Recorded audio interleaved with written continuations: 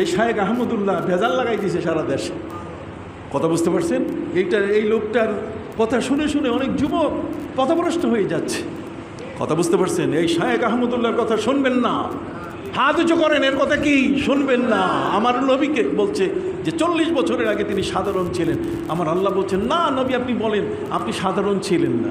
মুহাম্মদ সিররে কুদরত হ্যায়, कोई रमज़ उसकी क्या जाने, शरीयत में तू बंदा है, हकीकत में खुदा जाने, बलगल उला बिकमालिही, कशफत दुजा बिजमालिही, हसनत जमीअ खिसालिही, सल्लू अलैहि व आलिही।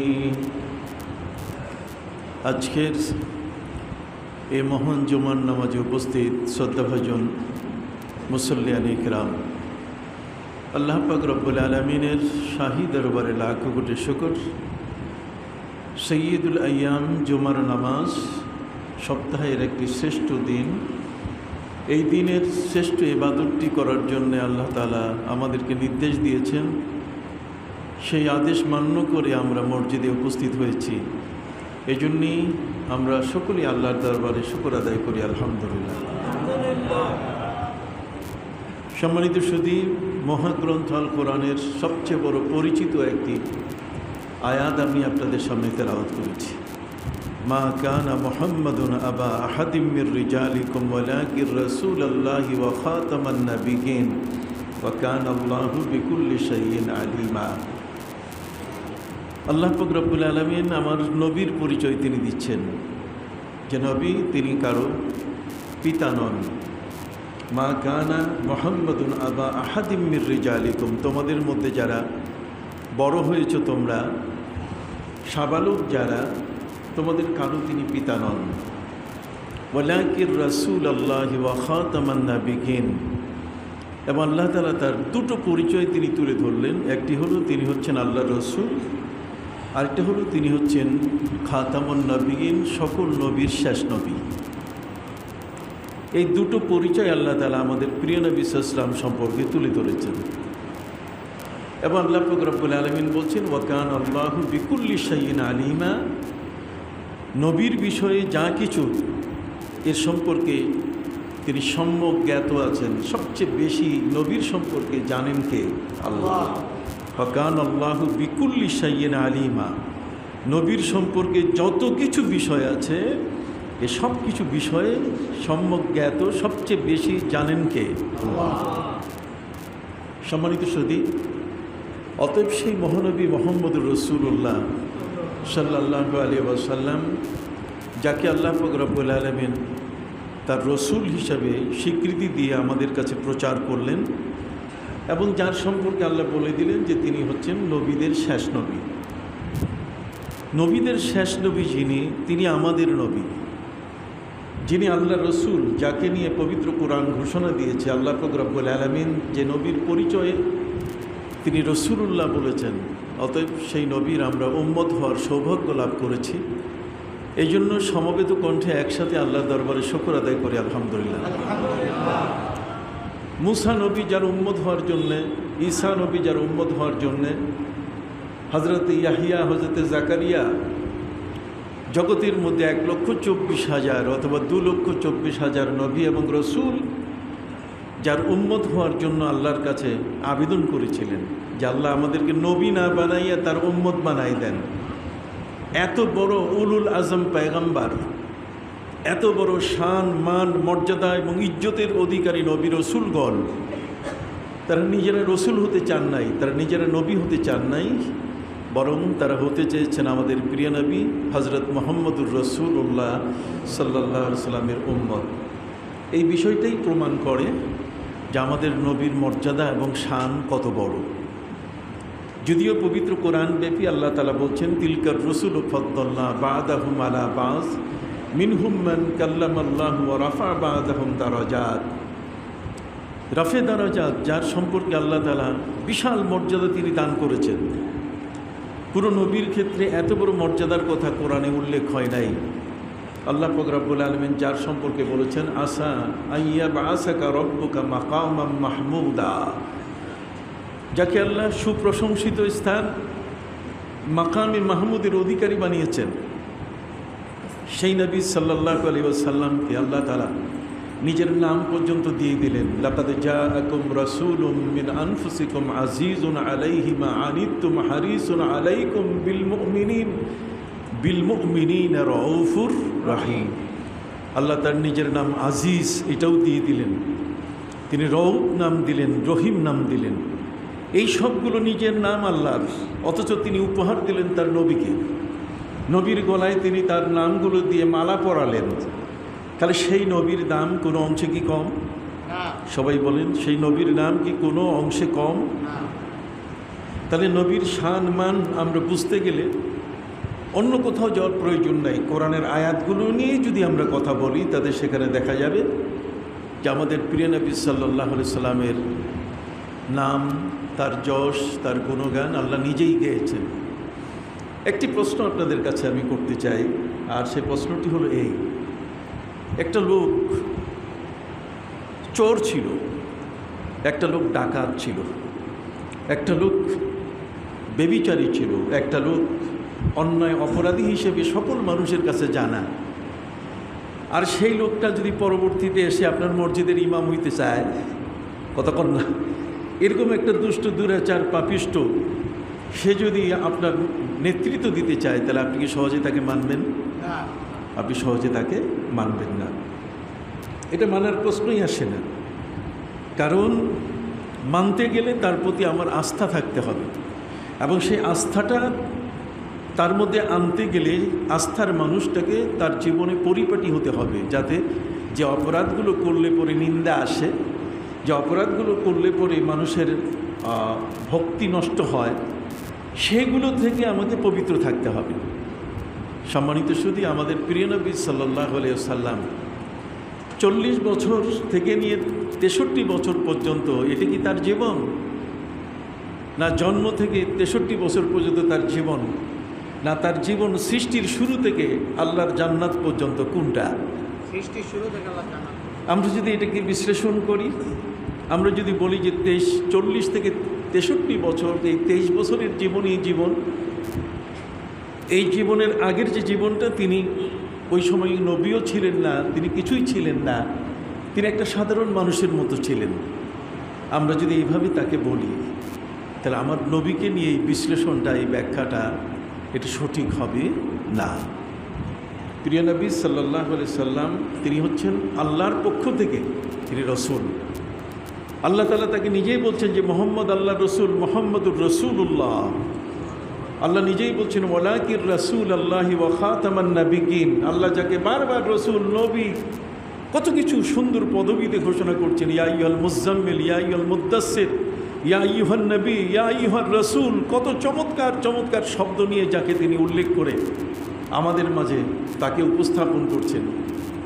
সেই নবী যদি 40 বছরের আগের জীবনটা, মানুষের জীবনের সবচেয়ে বড় গুরুত্বপূর্ণ জীবন হলো তার যৌবনকাল, অতএব 40 বছরের পরে মানুষের বার্ধক্যকালের সূচনা হয়। মানুষের জীবনের যে 8টি অবস্থা, যে 8টি অবস্থার মধ্যে একটি হচ্ছে তুফুলিয়ত, সাবিয়ত,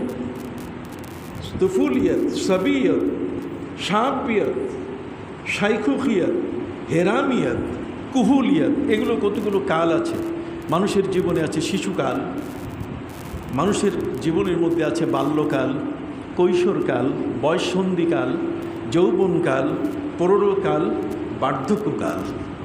এগুলো হচ্ছে মানুষের জীবনের এক একটি কাল অতিক্রম করতে গেলে এক একটা বয়স অতিক্রম করতে হয়। একটি মানুষের শৈশবকাল, শিশুকাল হলো মায়ের বুকের দুধ যখন পান করে সেই সময়টাকে, মায়ের জীবনের এই বুকের দুধ পান করার সময়টাকে আমরা মনে করি এটা শৈশবকাল। দুগ্ধপায়ী মায়ের বুকের দুধ চুষে তিনি বড় হচ্ছেন। ঠিক এমনি করে বাল্যকাল যদি আমরা ধরি, তাহলে সেখানে 7 বছর পর্যন্ত এই বাল্যকালের অবস্থা চলে। তবে বাল্যকাল বলা হয়েছে যে সাবালক হওয়ার আগ পর্যন্ত, সেখানে আমরা আজকের আমাদের ভাষায় শিশুকাল এগুলোকে আমরা বলে থাকি, কিন্তু ইসলামের ভাষায় 14 বছরের আগ পর্যন্ত একটি ছেলে সে কিন্তু বালক, তারপরে কিন্তু সে সাবালক। এটা আমাদের একটা হিসাব, কিন্তু ইসলামের হিসাব ভিন্ন। ইসলামের হিসাব হচ্ছে মোজদারি যদি গজায় তাহলে সে সাবালক হয়ে যাবে। সম্মানিত শুধু ঠিক এমনি করে আল্লাহ পাক রব্বুল আলামিন আমাদের জীবনের একটি যৌবনকাল তিনি দিয়েছেন, যে যৌবনকালটি 40 বছর পর্যন্ত যায়। 40 বছরের পরে 60 বছর পর্যন্ত প্রৌঢ়কাল, 60 বছরের পরে মানুষের বার্ধক্যকাল শুরু হয়। 8 বছর বয়স, 80 বছর বয়স যখন হয় কোনো মানুষের, তখন ওই মানুষটার অবস্থা এত বিপন্ন হয়ে যায় যে সে মানুষটি এখন অতিশয় বৃদ্ধ হিসাবে তাকে বলা হয়। আর যখন তার বয়স 100 বছর তার উপরে চলে যায়, তখন তার মাথা নুজু হয়ে পড়ে, ওই মানুষটা নিজের আত্মীয় স্বজনকে চিনতে পারে না। একে বলা হয় ইসলামের ভাষায় শায়েখে ফানি, যার বদলে আল্লাহ পাক রব্বুল আলামিন ফিদিয়া দেওয়ার জন্য রোজার ব্যাপারে নির্দেশ দিয়েছেন। সম্মানিত সুধী, এগুলো হচ্ছে ইসলামের বয়সের কতগুলো হিসাব। আমাদের প্রিয় নবী সাল্লাল্লাহু আলাইহি ওয়াসাল্লাম তিনি 40 বছরের আগের যে একটা ক্রাইম, মানে একটা অত্যন্ত চমৎকার, ক্রাইম বলতে নয়, এটা ক্রিম কাল যেটাকে বলা যায়, নবী করিম সাল্লাল্লাহু আলাইহি ওয়াসাল্লামের জীবনের সবচেয়ে বড় যে মূল্যবান সময়টা, এই 40 বছরের যে আগের যৌবনকালটা, এটি মানুষের কাছে সবচেয়ে বেশি পরিচিত একটা সময়। সেই সময়টাতে আমাদের প্রিয় নবী সাল্লাল্লাহু আলাইহি সাল্লাম তিনি কেমন ছিলেন? 40 বছরের বয়সের আগে, জন্মের পর থেকে নবী করিম সাল্লাল্লাহু আলাইহি ওয়াসাল্লাম তার জীবনটা কেমন ছিলেন, এই বিষয়টা আমাদের সকলেরই জানতে ইচ্ছে করে। আমি এই কথাটি এ কারণেই বলছি যে বর্তমান সময়কালে আমাদের প্রিয় নবী সাল্লাল্লাহু আলাইহি ওয়াসাল্লাম সম্পর্কে কিছু মন্তব্য এসছে কিছু আলেম ওলামার মুখ থেকে, যারা বলছেন যে 40 বছরের পর থেকে 23 বছরটাই আমাদের জন্য নবীকে অবলম্বন করার বয়স, অনুসরণ করার বয়স। আর 40 বছরের আগে তিনি নবীও ছিলেন না, কিছুই ছিলেন না, উনি ছিলেন সাধারণ একজন মানুষ। অতএব সাধারণ একজন মানুষের কাতারে আমার নবীকে নেওয়া হলো, এটা আজকাল মানুষের মুখে মুখে বিষয়টি শুরু হয়ে গেছে কথা বলা। এই জন্য যারা আলিম ওলামা, তাদের খুব সতর্কভাবে কথা বলতে হবে। আলিম ওলামা হচ্ছে জাতির নির্ভরযোগ্য একটি ভয়েস, জাতির নির্ভরযোগ্য কথাগুলো একজন আলিম ওলামা বলে থাকেন। অতএব সেই আলিম ওলামাকে সবসময় ভাবতে হবে যে যে কথাগুলো তিনি বের করবেন সে কথাগুলো যেন অথেন্টিক হয় এবং তার পক্ষে যেন প্রচুর পরিমাণে যুক্তি হয়। তবে একটি বিষয়, সেটা হলো এই যে আমরা তাচ্ছিল্য শব্দে অথবা তুচ্ছ অর্থে এমন কোনো ভাষা ব্যবহার হয় অথবা কোনো অর্থ, কোনো মিনিংস যে এটাকে এই বোঝায়, এমন কোনো শব্দ নবীর ক্ষেত্রে, আল্লাহর ক্ষেত্রে ব্যবহার করার কোনো সুযোগ নেই। সম্মানিত সুধী, আমাদের প্রিয় নবী সাল্লাল্লাহু আলাইহি সাল্লাম জন্মের পূর্বে তিনি রসুল এবং নবী ছিলেন কিনা, এই বিষয়টা যদি আমরা একটু জিজ্ঞেস করি, তাহলে এর সম্পর্কে কোরআনের অগণিত আয়াত আছে। পবিত্র কোরআন মজিদে আল্লাহ তাআলা বলছেন, ওয়াইজ আখাযাল্লাহু মিসাকান নাবিয়্যিনা লামা আতাইতুকুম মিন কিতাবি ওয়া হিকমা সুম্মা জাআকুম রাসূল। পৃথিবী সৃষ্টি হয় নাই, আসমান এবং জমিন জগতের কিছুই সৃষ্টি হয় নাই। সব কিছু সৃষ্টির আগে রুহের জগতে আল্লাহ তাআলা নবীদের রুহগুলোকে একত্রিত করে তাদের কাছে আল্লাহ তাআলা শপথ দিচ্ছেন, ওয়াইজ আখাযাল্লাহু মিসাকান নাবিয়্যিন। তোমরা স্মরণ করো সেই সময়ের কথা যখন আল্লাহ তাআলা নবীদের কাছ থেকে শপথ নিচ্ছেন। কি শপথ দিচ্ছেন? যে তোমাদের কাছে কিতাব আসবে, আসমানি কিতাব, তোমাদের কাছে জ্ঞান বিজ্ঞান আসবে, কিন্তু সাথে সাথে আমার একজন রসুলও তোমাদের কাছে কি আসবেন। সুম্মা জাআকুম রাসূল। সুম্মা শব্দের অর্থ কোরআনে ব্যবহার করা হয় এ কারণে, যে জিনিসটা একটু শেষে আসে, যে জিনিসটা শেষে হয়, এই জিনিসটাকে বলে সুম্মা দিয়া। সুম্মা জাআকুম রাসূল। ওয়াইজ আখাযাল্লাহু মিসাকান নাবিয়্যিনা লামা আতাইতুকুম মিন কিতাবি ওয়া হিকমা সুম্মা জাআকুম রাসূল। আল্লাহ বলছেন নবীদেরকে ডেকে যে তোমাদেরকে আমি পৃথিবীতে দায়িত্ব দিলাম, তোমরা আসমানি কিতাব পাবে, চলার জন্য গাইড পাবে, এবং তোমরা জ্ঞান বিজ্ঞান তোমাদের মাথার মগজের মধ্যে আমি আল্লাহ দিয়ে দিব। যেমন হযরত নবী সুলাইমান আলাইহিস সালামকে আল্লাহ তাআলা জ্ঞান দিয়েছেন, বিজ্ঞান দিয়েছেন। তোমাদের এগুলো সব দিয়ে দিব, কিন্তু সুম্মা জাআকুম রাসূল, অতঃপর যদি আমার রসুল তোমাদের মাঝে চলে আসেন, তাহলে আর তোমাদের কারো নবুয়তি থাকবে না, তোমাদের আর রিসালত থাকবে না, তোমরা আর কেউ নবী থাকবে না। তিনিই একমাত্র নবী হবেন, তিনি হবেন বিশ্বসভার সভাপতি। সুবহানাল্লাহ। রূহের জগতে আল্লাহ পাক রব্বুল আলামিন আমার নবীকে পরিচয় করাই দিচ্ছেন। মহানবী সাল্লাল্লাহু আলাইহি সাল্লামের পরিচয় আল্লাহ বললেন সুম্মা জাআকুম রাসূল, তিনি কি রসুল। এই রসুল হিসাবে তিনি আসতেছেন। সমস্ত নবী, হযরত মূসা নবীর কোনো শক্তি ছিল না আমার নবীর উপর ঈমান না এনে। যত নবী এসেছেন বাবা আদম আলাইহিস সালাম থেকে নিয়ে হযরত ঈসা নবী পর্যন্ত সমস্ত নবী কিন্তু আমার নবীর উপর ঈমান আনছেন। সুবহানাল্লাহ বলেন।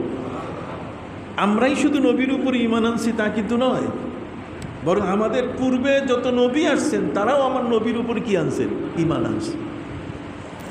সম্মানিত সুধী, আমার আল্লাহ আমার নবীর সম্পর্কে নবীদের কাছে তিনি শপথ নিচ্ছেন সুম্মা জাআকুম রাসূল, এরপর তোমাদের কাছে রসুল আসবেন।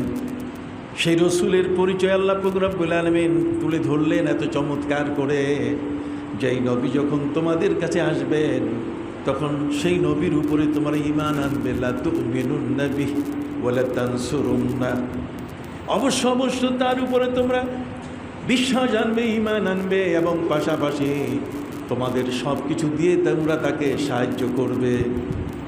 সম্মানিত সুধী, সেই নবী সাল্লাল্লাহু আলাইহি সাল্লাম জগতের মধ্যে তার শুভাগমন এখনো হয় নাই।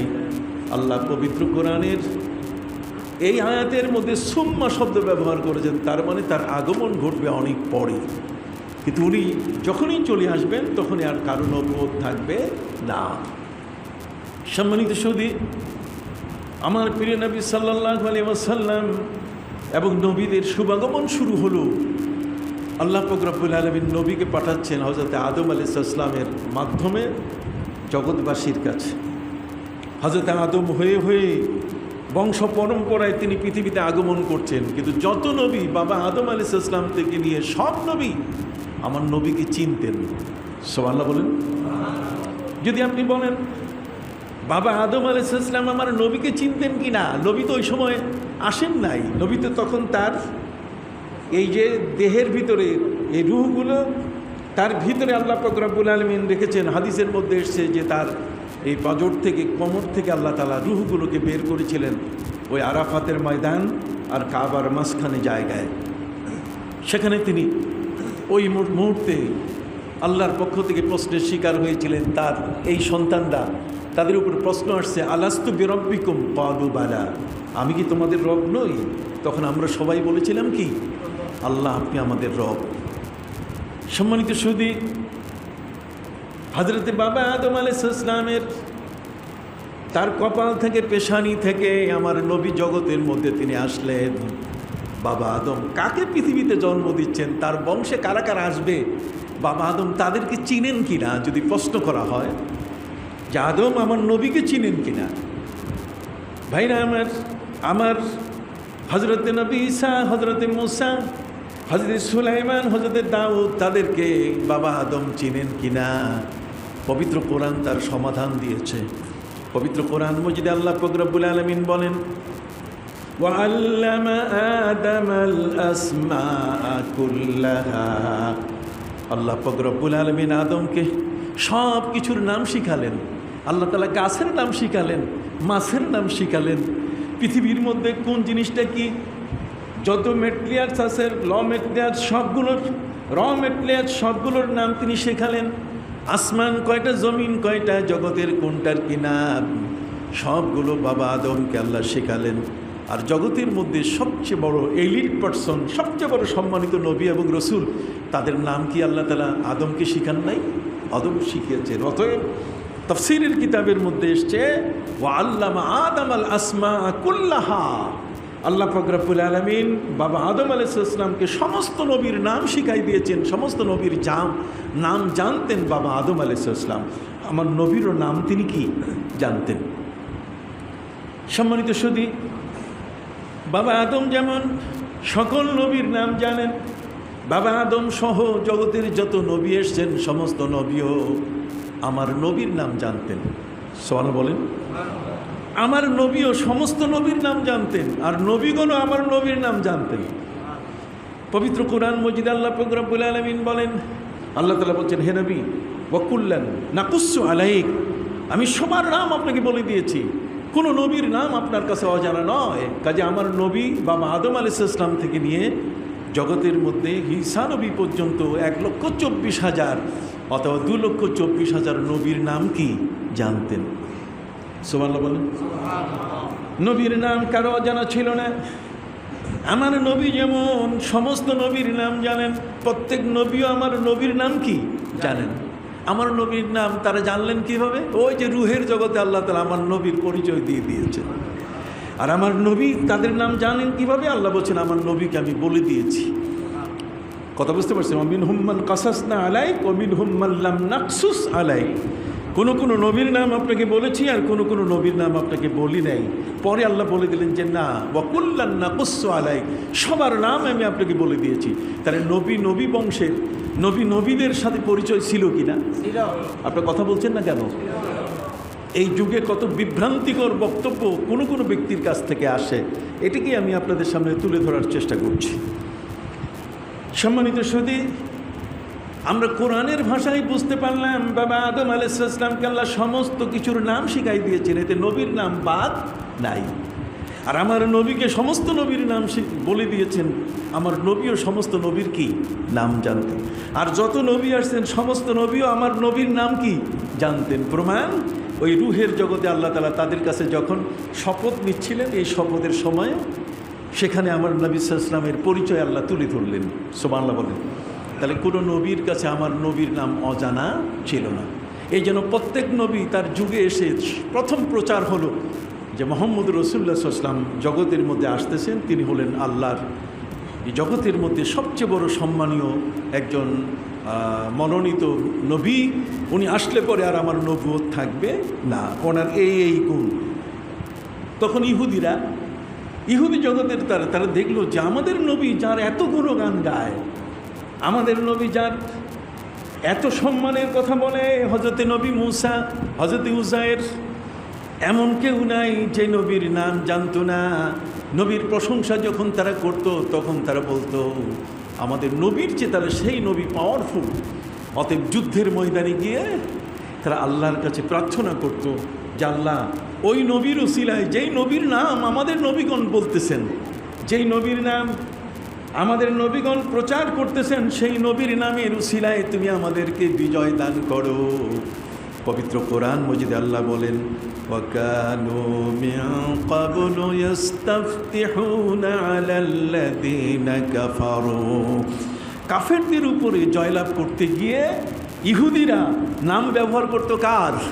আমাদের নবী মুহাম্মদুর রাসূলুল্লাহ সাল্লাল্লাহু আলাইহি ওয়াসাল্লাম। তিনি যদি 40 বছরের আগে একজন সাধারণ মানুষ হতেন তো তার নামের এত দরকার ছিল না।